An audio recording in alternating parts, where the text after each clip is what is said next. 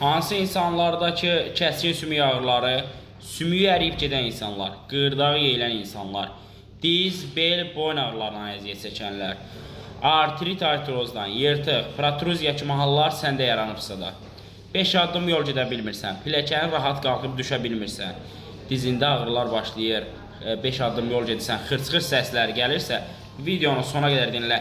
Gəl araşdıraq, niyə bizim bu cür sümüklərimiz dərmə yaranır? Qığırdaq yeyilməsinin səbəbi nədir? Bəs o oynaqlardakı ağrının yaranma səbəbi nədir? Bütün ağrıları yaradan bir səbəblər var axı. Səbəbi müəyyənləşdirib səbəbi aradan qaldırmasan, 10 ildə ağrı kəsici istifadə etsən, dondurucu istifadə eləsən ki, ölü nəticə əldə edəməyəcəksən.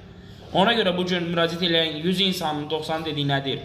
İllərlə əziyyət çəkirəm, qardaş, nəticə əldə edə bilməm. Nəticə əldə edə bilməməyin səbəbi odur ki, sən ağrı kəsicilərlə, dondurucularla ağrıları dondurursan və yaxud da ki, xarici müdaxilə, masaj, tok, fizioterapiya, iqloterapiya kimi üsullarla istifadə edirsən ki, o üsullar da səndə müəyyən müddətli ağrıları yüngülləşdirir.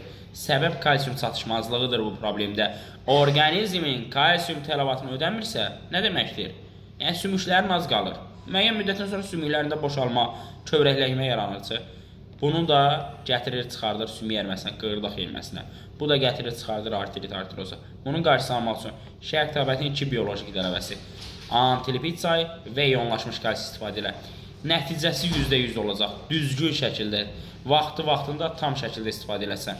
Dərman deyil, ziyanı, zərər yoxdur.